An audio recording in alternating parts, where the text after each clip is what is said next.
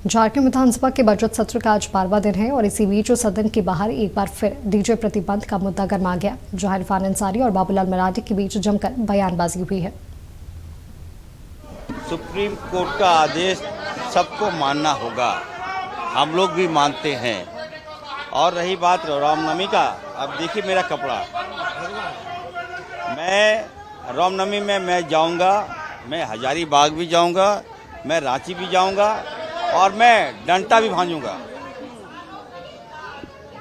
लेकिन DJ supreme court का आदेश का अनुपालन हमारी सरकार करेगी और अगर जो सुप्रीम कोर्ट के नियम को जो तोड़ेगा उस पर कार्रवाई भी होगी।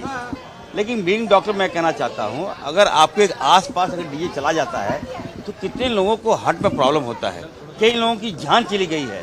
हम अपने जामताड़ा की बात करते हैं, एक 65 वर्षीय व्यक्ति की जान चली गई डीजे की वजह से, तो हम किसी की जान के साथ तो खिलवाड़ नहीं कर सकते। और ये जो डीजे को धर्म से जोड़ रहा है, बिल्कुल गलत बात है। बिना रोक टोक के वहाँ रामनवमी का जुलूस हिंदू अपनी परंपरागत रूप से मना सके, सरकार को ये उसको सुनिश्चित करनी चाहिए। भाई सार्वजनिक सड़क है, सार्वजनिक सड़कों पर, सार्वजनिक पथों पर कोई भी व्यक्ति आ जा सकता है, कोई भी व्यक्ति अपना उत्सव मना सकता है उस रास्ते में। तो इसीलिए उस पर सरकार को ये सुनिश्चित करना चाहिए। और गाजे और बाजे के बिना तो कैसे जुलूस निकलेगी, कैसे लोगों को नाचेंगे गाएंगे।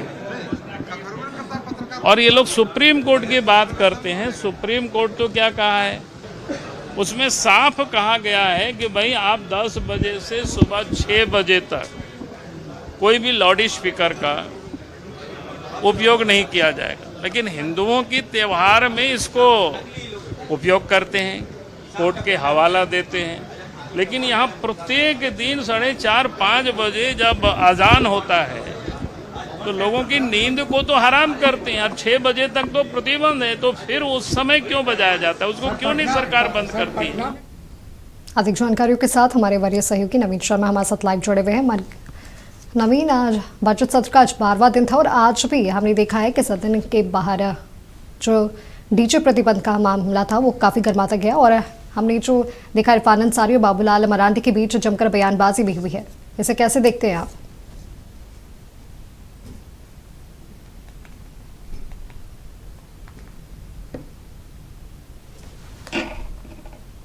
नवीन, आपको हमारी आवाज आ रही है?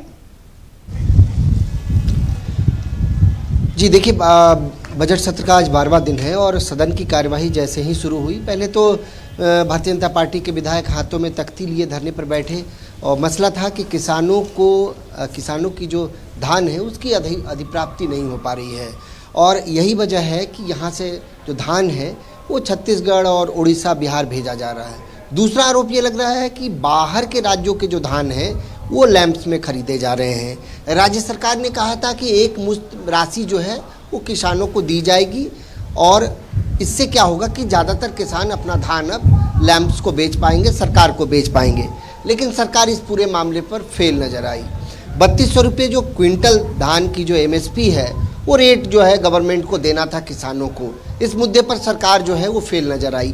तो इस मुद्दे को लेकर के सदन के बाहर पोर्टिको में धरना पर बैठे रहे। इस बीच जो डीजे प्रतिबंध का मसला है, डीजे प्रतिबंध का मसला को लेकर के एक बार फिर भारतीय जनता पार्टी के आला नेता प्रतिपक्ष बाबूलाल मरांडी ने जमकर निशाना साधा। इरफान अंसारी ने भी करारा पलटवार किया है। उन्होंने कहा है कि मैं देखता हूं कि डीजे कौन बजाएगा। दूसरी बड़ी बात उन्होंने कही कि जो उनको चैलेंज किया जा रहा है, इरफान अंसारी कहें कि जहां भी रामनवमी का जुलूस होगा मैं पहुंचूंगा, वो खुद हजारीबाग जाएंगे, वो खुद रांची में मौजूद रहेंगे। तो कहीं ना कहीं जो रामनवमी में जो डीजे पर प्रतिबंध है ये एक कह सकते हैं कि धार्मिक विवाद का स्वरूप कहीं ना कहीं ले रहा है। देखिए, एक तरफ ये कहा जा रहा है कि अजान जो है सुबह सुबह लाउड स्पीकर बजते हैं, अजान पढ़ा जाता है, लोगों का नींद खराब होता है। बाबूलाल मरांडी कह रहे हैं, इरफान अंसारी कह रहे हैं कि हिंदू मुस्लिम करके माहौल ख़राब करना चाहते हैं समाज का। तो कहीं ना कहीं ये जो आपसी बयानबाजी है ये रामनवमी पर जो डीजे प्रतिबंध है हजारीबाग में, इस पर आपसी बयानबाजी जो है वो तेज हो गई है और भारतीय जनता पार्टी यही नहीं रुकने वाली है। देखिए सदन का जो सत्र है वो 18 तारीख तक है, 18 मार्च तक है। जाहिर तौर पर इस 18 मार्च तक ये मुद्दा रोज जो है वो गर्म रहेगा। इसको लेकर के बीजेपी सवाल उठाती रहेगी, सरकार पर मुस्लिम तुष्टीकरण का आरोप लगता रहेगा। बहरहाल सदन की कार्यवाही जब जैसे ही शुरू हुई तो सदन की शुरुआत थी, नवीन जायसवाल ने व्यवस्था के माध्यम से एक सवाल उठाया। उन्होंने कहा कि जो माननीय विधायक पूर्व सांसदों को जो कोऑपरेटिव सोसाइटी की तरफ से जो ज़मीन दिया जाना था उसकी रजिस्ट्री जो है अभी भी मुकम्मल नहीं हो पाई है। 3 दिन पहले संसदीय कार्य मंत्री ने सदन में आश्वस्त किया था कि वो इस पूरे मामले पर जो है जवाब देंगे और इस समस्या का हल हो जाएगा। हालांकि 3 दिन बाद भी समस्या का निदान नहीं हुआ। नवीन जायसवाल ने इसको लेकर के सवाल उठाया। हालांकि उनके सवाल पर संसदीय कार्य मंत्री ने कहा है कि आज ही दूसरी पाली में, अभी तो भोजन अवकाश का समय है, सदन की कार्यवाही अभी स्थगित है, 2 बजे जब सदन की कार्यवाही आहूत होगी दोबारा से, उस वक्त उन्होंने कहा है कि इस पूरे मामले पर रांची डीसी को बुला करके पूरी जानकारी लेंगे और सदन को दूसरी पाली में आश्वस्त करेंगे। इन सब के बीच जयराम महतो ने कई महत्वपूर्ण सवाल उठाए। उसमें एक महत्वपूर्ण सवाल जो था वो जमीन अधिग्रहण को लेकर के था, खास करके गेंदलपुरा प्रकरण में जो हाल के समय में जो अडानी प्रोजेक्ट को लेकर के जो वहाँ रैयतों का ज़मीन लिया जाना था, उसका मुद्दा उन्होंने उठाया कि 4 साल से ग्रामीण रैयत किसान जो है वहाँ पर धरने पर बैठे हैं, लेकिन इसकी सुधी ना तो राज्य सरकार ले रही है, ना कोई जिम्मेदार जो व्यक्ति जो है उसकी सुधी ले पा रहा है।